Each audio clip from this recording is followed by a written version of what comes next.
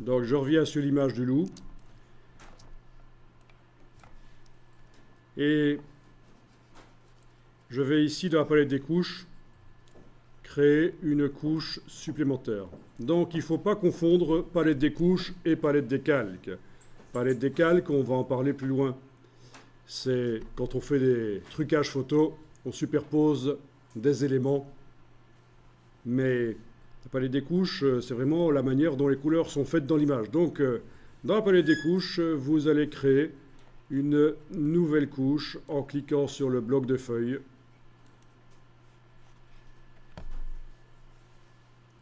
Donc une couche noire arrive, elle s'appelle alpha 1. Et normalement, dans cette couche, on est censé faire dessiner en blanc pour faire la sélection du loup. Quel est le but de faire la sélection sur le loup? Soit de changer ses couleurs rien qu'à lui, pas sur le décor, mais le plus souvent, ce sera pour l'emmener vers un autre décor, faire des trucages. Bon, évidemment, c'est pas facile de dessiner la silhouette du loup en blanc comme ça. Il va falloir s'aider en affichant la photo en arrière-plan.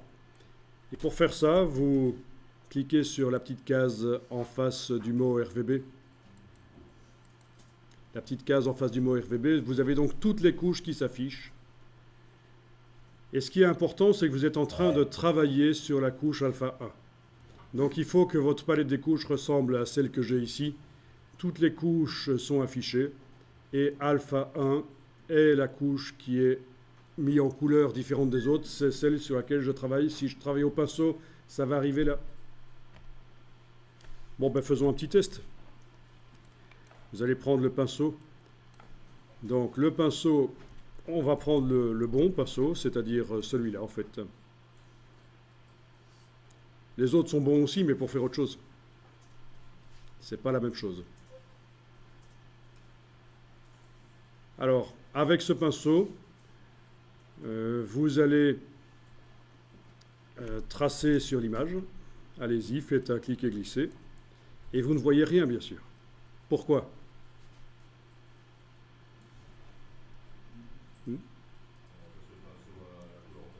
Ben oui. Le pinceau, on est en train de dessiner avec du noir et on travaille dans une couche alpha qui est remplie de noir.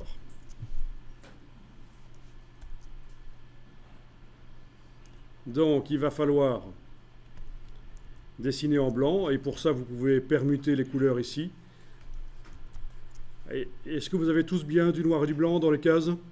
Si ce n'est pas le cas, vous cliquez ici pour remettre à zéro les couleurs dans les cases.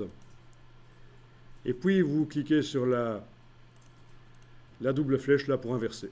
Et là, quand vous dessinez, vous allez voir que, en effet, ça dessine en blanc dans la couche alpha.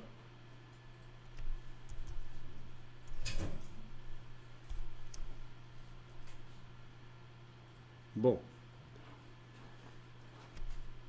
Ça dessine pas très large, alors on va élargir les choses.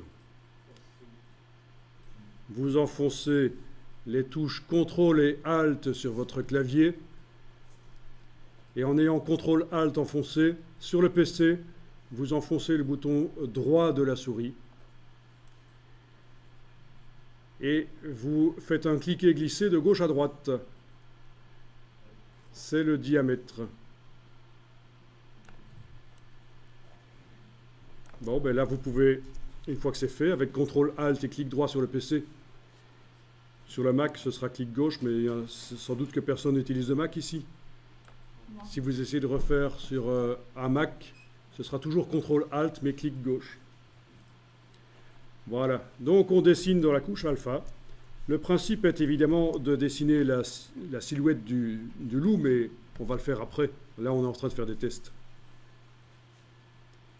Vous avez une brosse à bords flous. Vous voyez qu'il y a des bords flous.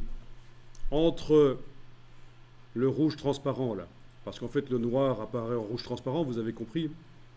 Entre le rouge transparent et le trait blanc,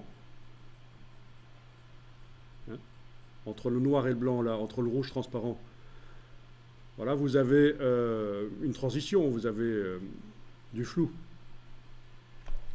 Le flou, on peut le régler. Alors, on va voir si dans C6, ça fonctionne. Sinon, on fera autrement. Vous allez faire CTRL-ALT, clic droit. CTRL-ALT, clic droit. Et alors, quand vous montez de haut en bas, est-ce que vous voyez un paramètre dureté qui change là? Bon, ben voilà, si vous mettez la dureté à 100%, vous avez une brosse qui n'a pas du tout de flou. Qu'est-ce qui est le mieux? Ben, ça dépend de ce qu'on fait.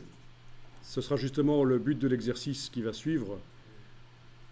On va dessiner le loup et certaines parties du loup sont nettes, les pattes par exemple, d'autres parties sont plus floues. Et tout ça, il va falloir y penser quand on choisit la dureté de la brosse. Donc là, avec cette brosse, c'est une brosse toujours de la même épaisseur, mais qui n'est pas floue du tout.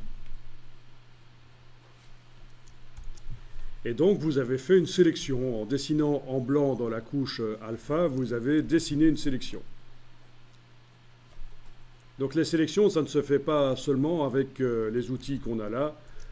Le rectangle, le lasso, ce sont des outils qui ne sont pas très performants. Les sélections les plus intéressantes, vous allez les faire au pinceau, dans une couche alpha. Donc on a très peu de temps finalement ensemble pour apprendre Photoshop, donc je vais aller directement vers les techniques les plus intéressantes. Bien.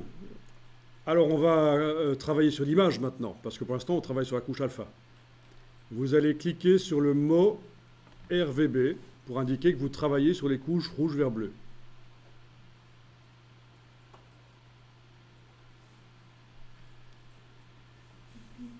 Et vous allez dire que, tiens, la couche alpha, ben oui, c'est une sélection qu'on a mise au point, mais elle n'est pas encore sur l'image en pointillé. On va la récupérer. Et pour ça, vous enfoncez la touche CTRL et vous cliquez sur la couche alpha. CTRL et cliquez sur la couche alpha. Donc vous avez cette configuration-là dans votre palette des couches. Vous êtes en train de travailler sur la couche, sur l'image, sur les couches RVB. Vous avez fait CTRL-clic, la couche alpha, vous ne travaillez pas dessus, mais en tout cas, vous venez de générer une sélection en pointillé avec la couche alpha en faisant CTRL-clic. Vous pouvez enlever l'œil en face de la couche alpha. Il n'y a plus besoin de la voir. Voilà.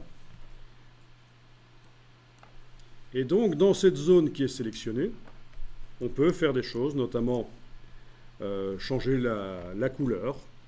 On peut essayer ça. Image, réglage, teinte, saturation. Image, réglage, teinte, saturation. Vous avez la case aperçu qui est cochée dans la boîte teinte, saturation que vous venez d'ouvrir. Si vous jouez sur le curseur teinte, vous allez voir que ça change la couleur de ce qui se trouve dans la sélection. Et on va augmenter la saturation parce que sinon on ne le voit pas bien. Voilà. Je pense que là, c'est clair que ce qui est dans la sélection, bon, luminosité peut aider aussi.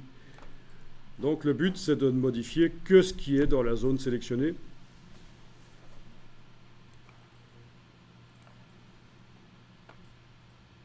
OK.